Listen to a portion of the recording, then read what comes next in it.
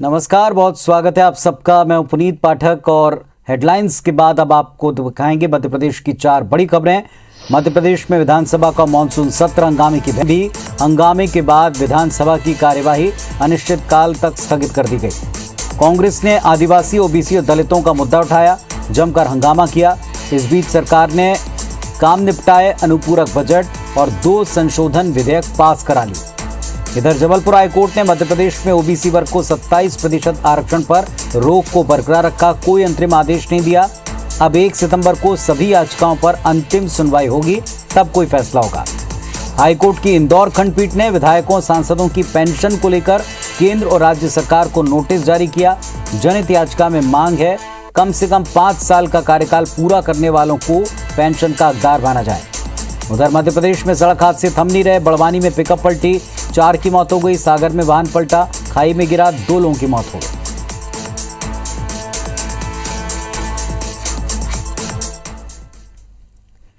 चलिए खबरें विस्तार से देखते हैं। सबसे पहले विधानसभा सत्र की बात करेंगे। मानसून सत्र केवल 2 दिन चल पाया। आज दूसरे दिन भारी हंगामे के बाद सदन की कार्यवाही अनिश्चितकाल तक के लिए स्थगित कर दी गई। 12 अगस्त तक चलने वाली 4 दिवसीय मानसून सत्र केवल 1.5 दिन में 3 घंटे में सिमट कर रह गया। कांग्रेस ने आदिवासी, ओबीसी और दलितों का मुद्दा उठाया, सदन के भीतर जमकर हंगामा किया।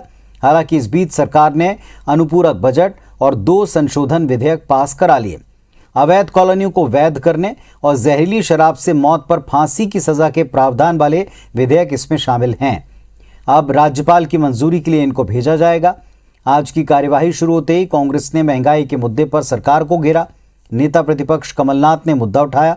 हंगामा तब और बढ़ गया जब वित्त मंत्री जगदीश देवड़ा ने कमलनाथ सरकार के समय पेट्रोल डीजल के दाम बढ़ने की बात कही। कमलनाथ ने महंगाई पर दिए स्थगन प्रस्ताव पर चर्चा की मांग की। सत्ता पक्ष ने इसका विरोध किया तो विपक्षी सदस्य आसंदी के सामने पहुंच गए। हंगामा बढ़ता देख अध्यक्ष आधे घंटे के लिए उन्होंने सदन की कार्यवाही को स्थगित किया। जब फिर से कार्यवाही शुरू हुई तो कांग्रेस ने सरकार को ओबीसी और दलित विरोधी बताते हुए हंगामा शुरू कर दिया और इसके चलते सदन की कार्यवाही अनिश्चितकाल के लिए स्थगित कर दी गई।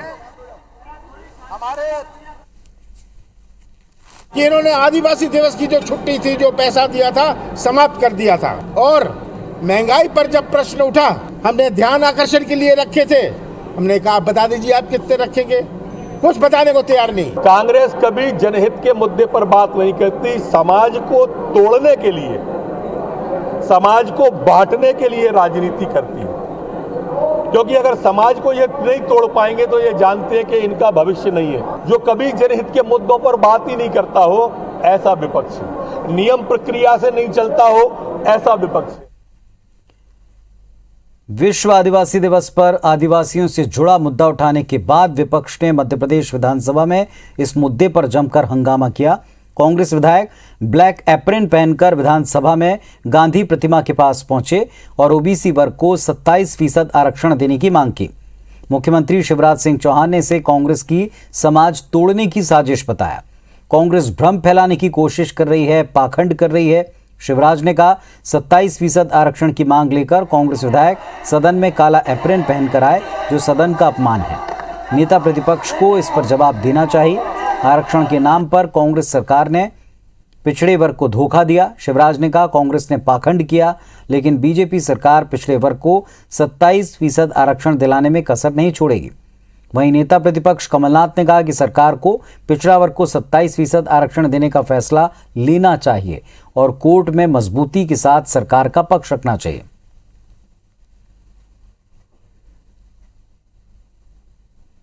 %27 के लिए एप्रिल पहन के आ गए आरक्षण के लिए। कमलनाथ जवाब दो, पूरी कांग्रेस जवाब दे। इन्होंने धोखा दिया पिछड़े वर्ग को,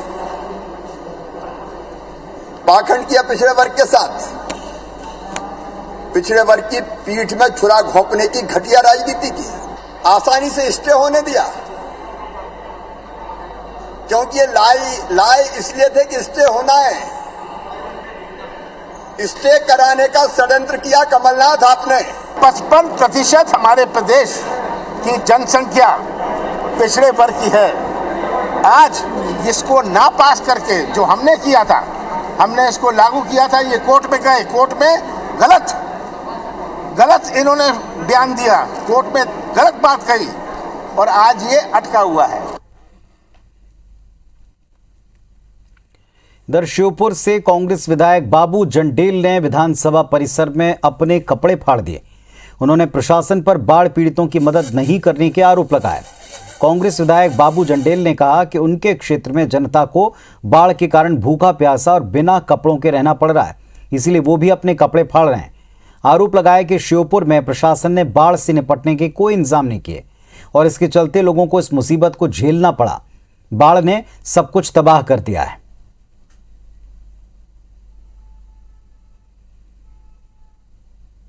मध्य प्रदेश में बाढ़ में राहत न मिलने के कारण श्योपुर जिले में जो बाढ़ आई थी उसके विरोध में कांग्रेस के विधायक बाबू जंडेल अपना कुर्ता उतारकर विधानसभा में आए प्रदर्शन करने। क्या मांगे बाबू जंडेल? मेरी मांगे हैं, जो आपदा संकट में जो मेरा विधानसभा में गुजरा है वो भारत में सबसे बड़ा हादसा है, जैसे उत्तराखंड में होया था। आज हजारों की संख्या में बेघर लोग हो गए हैं, हजारों की संख्या में जानवर मरे हैं। आप वीडियो देखना, कोई गाय घर के ऊपर ही मरी पड़ी है, कोई कमरे में पड़ा हुआ है। हमारे हजारों भाई बहनों के पास कपड़ा नहीं मिला। अभी मेरा क्षेत्र नंगा है। अगर नौजवान साथी नहीं होते और समाज सेवक नहीं होते तो उनको न तो रोटी मिल पाती न कपड़ा मिल पाता। हमारा पड़ोसी राजस्थान है, कोटा, माधोपुर, बारा। राजस्थान को भी मैं धन्यवाद देता हूं कि राजस्थान की जनता ने, हमारे श्योपुर के लोगों ने कई जगह भंडारा चला रखा। पर प्रशासक इतने बेशरम है। ये प्रकृति की देन नहीं है, ये प्रशासक की देन है जिसने अलाउट नहीं किया। पूरी तरह से बाजार चौपट हो चुका है, करोड़ों रुपया का माल बर्बाद हो चुका है। अगर मुख्यमंत्री जो वादा कर रहा है शिवराज सिंह चौहान कि मैं घर दूंगा, भैंस का दूंगा, दुकान पे जो मैं सोच रहा हूँ कोरोना जैसा झूठा है, ये बिल्कुल झूठा है, कुछ देने वाला नहीं है। भीषण बाढ़ आई थी और क्षेत्र में सबसे ज्यादा हाहाकार इन्हीं इलाकों में मचा है।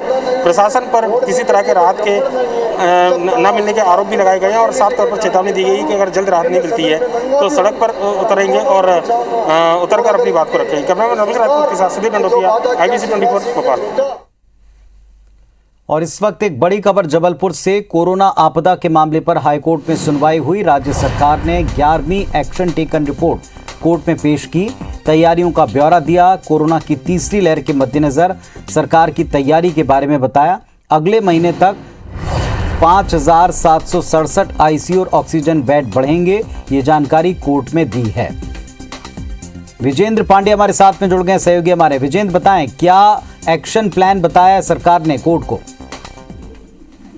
जी हाँ पुनीत, बता दूं आपको कि जबलपुर हाईकोर्ट ने स्वतः संज्ञान लिया था कोरोना आपदा मामले पर और लगातार कोर्ट में सुनवाई चल रही है। इस दौरान तीसरी लहर जो कोरोना की आशंकित है, एक आशंका है, उसके मद्देनजर तैयारियां क्या है सरकार की, इसका ब्यौरा पहले भी हाईकोर्ट ने मांगा था। सरकार ने हाईकोर्ट के आदेश पर अपनी 11वीं एक्शन टेकन रिपोर्ट पेश की है और ये कहा है कि प्रदेश में अगले माह के अंत तक ऑक्सीजन प्लांट्स जो है 188 लगा दिए जाएंगे। साथ ही साथ ऑक्सीजन बेड, ICU बेड्स की संख्या बढ़ा दी जाएगी। हर जिला अस्पताल में CT स्कैन मशीन की सुविधा जो है वो मुहैया करवा दी जाएगी और तमाम तरह के जो अस्पतालों के रेट का पुनर्निर्धारण है वो प्रक्रिया भी कोर्ट के आदेश पर की जाएगी। तो आज इस एक्शन टेकन रिपोर्ट को हाईकोर्ट ने रिकॉर्ड पर ले लिया है पुनीत। लेकिन आज सुनवाई के दौरान सबसे महत्वपूर्ण बिंदु ये रहा कि हाईकोर्ट ने इस बात पर हैरानी जताई है कि सरकार दावा कर रही है कि कोरोना के चलते प्रदेश में एक भी मरीज की मौत नहीं हुई है। कोर्ट ने कहा कि ये मानना आसान नहीं है क्योंकि हाईकोर्ट ने पहले ही अपने एक आदेश में ऑक्सीजन की कमी से प्रदेश में 77 मौतों का जिक्र किया था और ऐसे पर बहुत से आवेदन हाईकोर्ट में ऐसे भी दायर किए गए हैं ऐसे परिजनों की ओर से जिनके मरीजों की मौत ऑक्सीजन की कमी के चलते अस्पतालों में हो गई थी।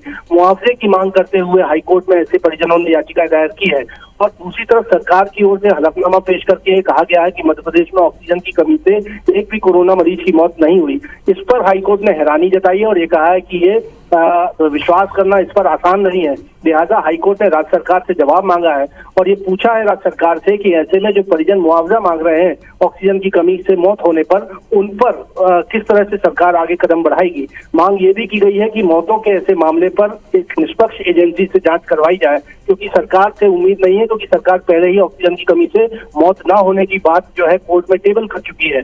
ऐसे में हाईकोर्ट ने इस मुद्दे पर भी सरकार से जवाब मांगा है कि ऐसे मुआवजों का निर्धारण जो है वो किस तरह से किया जाएगा, और 6 सितंबर को इस पूरे मसले पर सुनवाई के लिए हाईकोर्ट ने अगली तारीख तय की है। उम्मीद, शुक्रिया आपका इस पूरी जानकारी के लिए। तो हाईकोर्ट में राज्य सरकार ने अगली तैयारी, जो कोविड लहर है उसको लेकर तैयारी, इसका पूरा ब्यौरा रखा है। कोर्ट ने फिर कुछ सवाल पूछे और उसका भी ब्यौरा मांगा है। मध्य प्रदेश में ओबीसी वर्ग को 27% आरक्षण पर हाईकोर्ट ने रोक को बरकरार रखा है। आज सुनवाई के दौरान हाईकोर्ट ने साफ किया कि फिलहाल कोई अंतरिम आदेश जारी नहीं होगा, बल्कि सभी याचिकाओं पर अंतिम सुनवाई के बाद ही कोर्ट अपना फैसला सुनाएगी। हाईकोर्ट ने तय किया कि ओबीसी आरक्षण से जुड़ी सभी याचिकाओं पर 1 सितंबर से अंतिम सुनवाई शुरू करेंगे। 1 सितंबर से पहले सभी पक्षों को अपनी बहस के बिंदु पेश करने का आदेश मिला है। सभी पक्षों को सुनवाई के लिए कोर्ट में हाजिर रहने का निर्देश दिया है। आज की सुनवाई में सरकार की तरफ से कहा गया कि प्रदेश में ओबीसी वर्ग की आबादी 50% से ज्यादा है।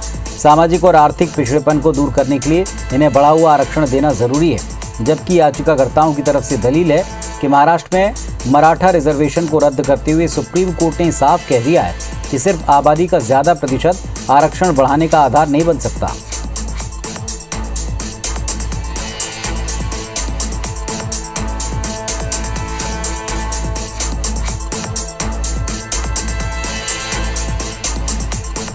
यही ऑर्डर दिया है कि अब ये मामला 1 सितंबर के लिए नियत किया जाता है फाइनल आर्गुमेंट सुनने के लिए, और तब तक के लिए कोर्ट ने यही बोला है कि जो 14% ओबीसी रिजर्वेशन है वही चलेगा मध्य प्रदेश में। इसको सरकार किसी भी तरह से 27% की श्रेणी में नहीं ला सकती।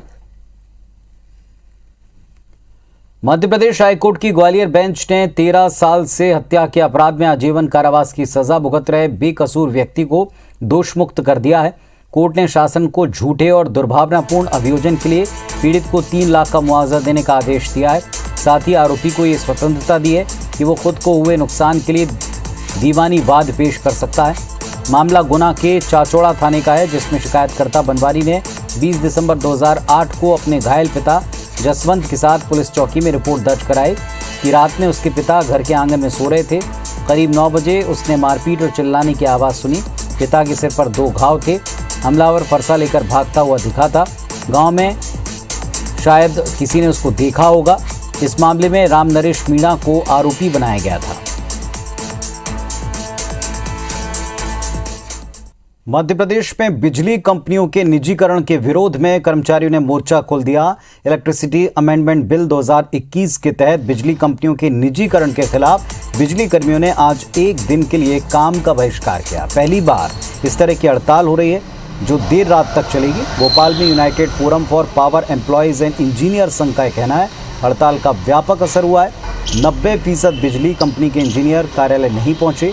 कर्मचारी ने चेतावनी दी कि मांगे नहीं मानी तो 24 से 26 अगस्त तक फिर हड़ताल होगी, और सरकार ने तब भी मांग नहीं सुनी तो 6 सितंबर से अनिश्चितकालीन हड़ताल पर जाएंगे। जबलपुर में मंडल के जिला मुख्यालय के सामने सभी अफसर और कर्मचारी जमा हुए। उन्होंने इलेक्ट्रिसिटी अमेंडमेंट बिल के खिलाफ जमकर प्रदर्शन किया।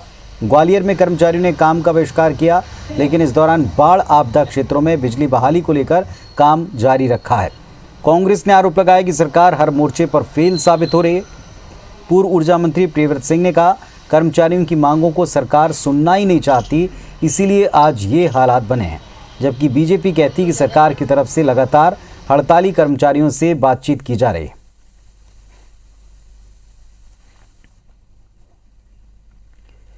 मध्य प्रदेश के पटवारी इन दिनों शिवराज सरकार से खासे नाराज हैं। 3 सूत्री मांगों पर पटवारी आज से अनिश्चितकालीन हड़ताल पर चले गए। पटवारियों की हड़ताल उस वक्त हो रही है जब ग्वालियर चंबल संभाग बाढ़ से पीड़ित है।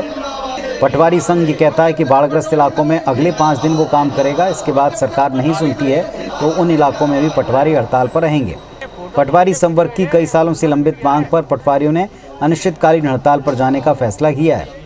ग्वालियर जिला पटवारी संघ का कहना है कि शासन जब तक मांगों पर गंभीरता से विचार कर उनको पूरा करने के लिए ठोस कदम नहीं उठाता, तब तक लड़ाई जारी रहेगी। इंदौर में लोक सेवा केंद्र में 200 से अधिक प्रकरण छात्रों से जुड़े हैं, अटके पड़े हैं। किसानों को सत्यापन को लेकर काफ़ी समस्या झेलनी पड़ रही है।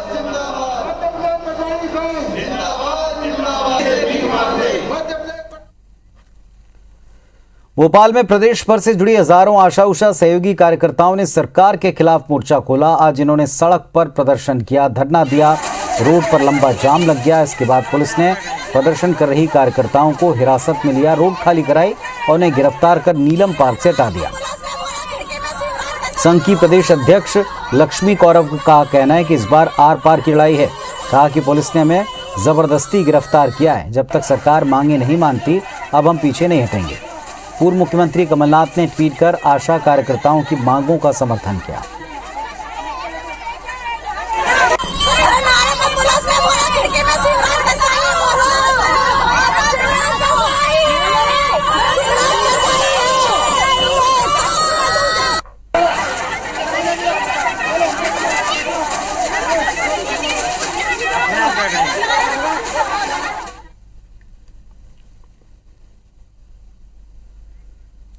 और विवेक पटैया हमारे सहयोगी इस वक्त हमारे साथ में जुड़ रहे हैं। विवेक, अगर इसे कहें कि सरकार के खिलाफ लामबंदी का दिन था तो गलत नहीं होगा। पटवारी, बिजली कर्मचारी, आशा उषा कार्यकर्ता सबने कह दिया सरकार सुन नहीं रही, इसीलिए काम बंद कर रहे हैं।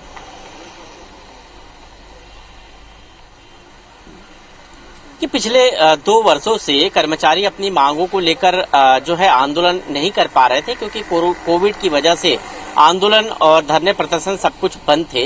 लेकिन अचानक मध्य प्रदेश में जिस तरह कोविड के केसेस थमे, उसके बाद हड़ताल और आंदोलन का सिलसिला शुरू हुआ। कर्मचारी संगठन अलग अलग मांगों को लेकर सरकार के खिलाफ मोर्चा खोल रहे हैं। आज भोपाल में आशा उषा कार्यकर्ताओं ने सड़क पर प्रदर्शन किया। पटवारी प्रदेश भर के हड़ताल पर है। इसके अलावा एमपीईबी के इंजीनियर्स जो है आज पूरे प्रदेश में मोबाइल बंद करके काम का बहिष्कार करके हड़ताल कर रहे हैं। उनके साथ सभी एमपीईबी के कर्मचारी साथ में हैं। तो ये कह सकते हैं कि आज विधानसभा का सत्र भी था, दूसरा दिन था कार्रवाई का। हालांकि कार्रवाई स्थगित हो गई, लेकिन हड़ताल का जो क्रम है वो लगातार जारी है। कर्मचारियों का उनकी मांगों को लेकर लगातार सरकार के खिलाफ नारेबाजी और प्रदर्शन और धरना प्रदर्शन हो रहे हैं। जिलों में भी इससे काफी काम प्रभावित हो रहा है। इस वक्त प्रदेश में बाढ़ के हालात है। ग्वालियर चंबल क्षेत्र में सर्वे का काम चल रहा है। ऐसी स्थिति में पटवारियों की हड़ताल अपने आप में एक बहुत बड़ा कह सकते हैं सरकार के सामने चुनौती है। इसके अलावा एमपीईबी के कर्मचारियों का मोबाइल बंद करके हड़ताल करना ये बताता है कि प्रदेश में आज बिजली की जो व्यवस्था है उस पर भी इसका असर पड़ा होगा। यहाँ तक कि उन्होंने चेतावनी दी है कि सरकार ने उनकी मांगों पर विचार नहीं किया तो आने वाले 24 से लेकर 26 अगस्त के बीच पूरे 3 दिन तक काम बंद करके हड़ताल की जाएगी। आप समझ सकते हैं कि यदि हड़ताल होती है तो प्रदेश में बिल्कुल जो विद्युत व्यवस्था है वो ठप हो जाएगी और इसका असर जो है सरकार के कामकाज पर भी पड़ेगा। तो ये कर्मचारी संगठन लगातार जो है अलग अलग मांगों को लेकर हड़ताल कर रहे हैं। आज भी हमने देखा भोपाल में आशा उषा कार्यकर्ताओं का प्रदर्शन जबरदस्त रहा। उन्होंने सरकार के खिलाफ नारेबाजी की, उनको पुलिस को हिरासत में लेकर जो है खदेड़ना पड़ा। तो ये तमाम संगठन है अलग अलग मांगों को लेकर सरकार के खिलाफ आक्रोशित है और आंदोलन कर रहे हैं। चलिए, तो आंदोलन को लेकर के सरकार के सामने चुनौतियां इसमें बढ़ती जा रही हैं। शुक्रिया आपका इस पूरे अपडेट के लिए, पूरी जानकारी के लिए। लगातार कर्मचारी हर वर्ग का अपने हक की लड़ाई के लिए सड़कों पर उतर रहा है, प्रदर्शन कर रहा है। इधर ग्वालियर चंबल संभाग के 8 जिलों में आई बाढ़ से तकरीबन 6000 करोड़ का नुकसान पहुंचा है। 2 लाख से ज्यादा लोग सीधे तौर पर प्रभावित हुए हैं। बाढ़ के कारण अलग अलग हादसों में 29 लोगों की जानें गई। 3746 पशुओं के बहने या बाढ़ के पानी में डूबकर मौत हो गई। 30,000 से ज्यादा लोगों के सिर से छत उठ गई। करीब 1,11,000 हेक्टेयर में खड़ी फसलें बर्बाद हो गईं। बाढ़ से नुकसान पर राजस्व विभाग ने प्रारंभिक सर्वे किया, जिसमें बात सामने आई। ये रिपोर्ट सरकार से साझा हो चुकी है। बाढ़ से नुकसान के इस प्रारंभिक अनुमान में सड़क, पुल, पुलिया, बांध टूटने से सरकारी विभाग को हुआ नुकसान शामिल नहीं है। सरकार ने मृतकों के परिजनों को 4-4 लाख रुपए मुआवजा देना घोषित किया है। मकान टूटने पर आवास योजना के तहत 1,20,000 रुपये देंगे। पशु हानि में छोटे पशुओं पर 10,000 और बड़े पशुओं पर 30,000 रुपये का मुआवजा मिलेगा। यह औसतन 20,000 रुपये प्रति पशु हो सकता है, जबकि 1 हेक्टेयर में फसल खराब होने पर छोटे किसान को 30,000 रुपये की क्षतिपूर्ति देने का प्रावधान है।